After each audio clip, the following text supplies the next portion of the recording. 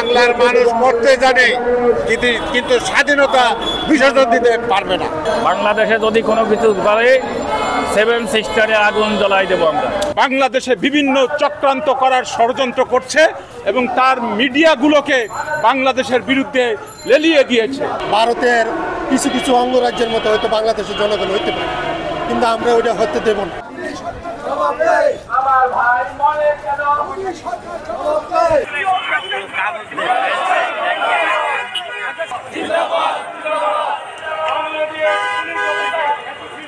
আমরা আবার অস্ত্র হাতে নিয়ে ভারতের বিরুদ্ধে স্বাধীনতা রক্ষার জন্য মোকাবেলা করব ইনশাল্লাহ।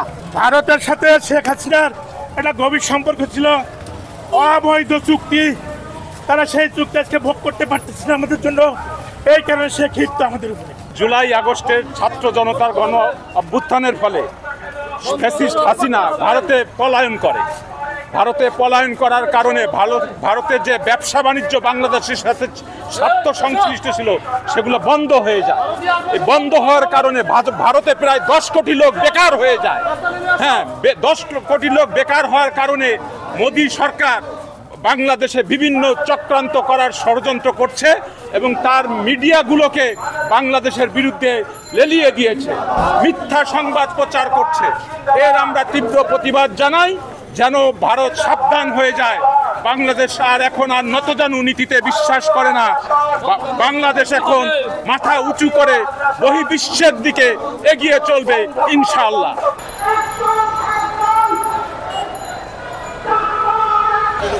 রাজারবাগ থেকে কিন্তু তারা কিন্তু থেকে তারা কিন্তু হেঁটে কিন্তু প্রতিবাদ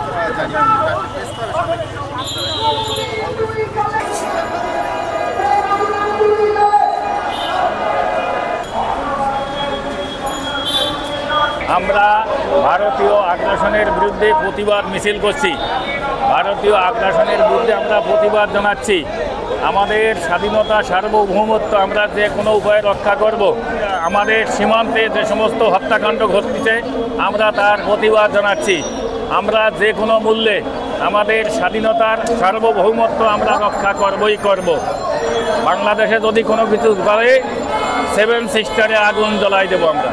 বাংলাদেশের বিরুদ্ধে যে সমস্ত অপপ্রচার চালাচ্ছে সেগুলো বন্ধ করবার জন্য আমি আহ্বান জানাচ্ছি।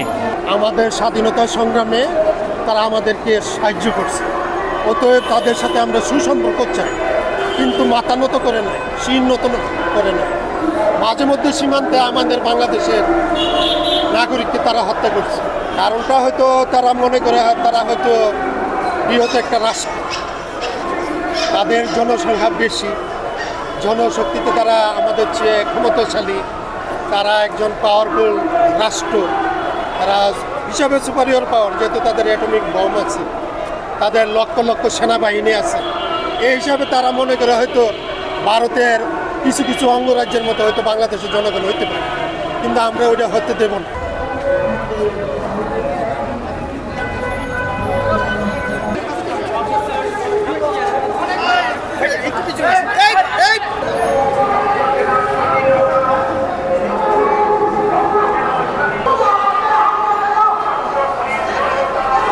ছাত্র জনতার আন্দোলনের মাধ্যমে যে স্বাধীনতা অর্জিত হয়েছে এবং যে সরকার গঠিত হয়েছে, সেই সরকার ডক্টর মোহাম্মদ ইউনূসকে আমরা সর্বাত্মকভাবে সহযোগিতা করতে চাই। বাংলাদেশ পুলিশ অ্যাসোসিয়েশন অবসরপ্রাপ্ত এবং আমাদের বাংলাদেশে হাজার হাজার লক্ষ লক্ষ অবসরপ্রাপ্ত কর্মকর্তা আছে যারা বৈষম্যের শিকার হয়েছে। ডক্টর মোহাম্মদ ইউনূস এই বৈষম্যের বিষয়টি উনি সুদায় বিবেচনায় নেবেন এবং আমরা তাকে সর্বাত্মকভাবে ইনশাল্লাহ তাকে সহযোগিতা করব। ভারত যে আমাদের সাথে বিমাতা সুলভ ব্যবহার করতেছে হাসিনা সরকারের পক্ষ হইয়া, এটি খুবই দুঃখজনক। বাংলাদেশের জনগণ কখনো এটা আশা করে নাই যে আমাদের পার্শ্ববর্তী ভারত, আমাদের বন্ধু দেশ, বন্ধু রাষ্ট্র, এক একটা স্বৈরাচারী সরকারের পক্ষ হইয়া পুরা 17 কোটি মানুষের বিরুদ্ধে তারা যে অপপ্রচার করতেছে, তাদের মিডিয়া যে অপপ্রচার করতেছে, এটা বাংলাদেশের মানুষ কোনোভাবেই সহ্য করবে না। বাংলাদেশে এত ছোট ভাবলে হবে না।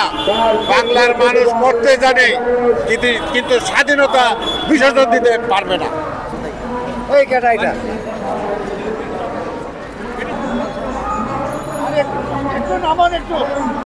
সংবাদ, ফিচার ও অনুষ্ঠানের জন্য ভিজিট করুন সংবাদ প্রকাশের ওয়েবসাইট এবং যুক্ত থাকুন ফেসবুক পেজ ও ইউটিউব চ্যানেলের সঙ্গে।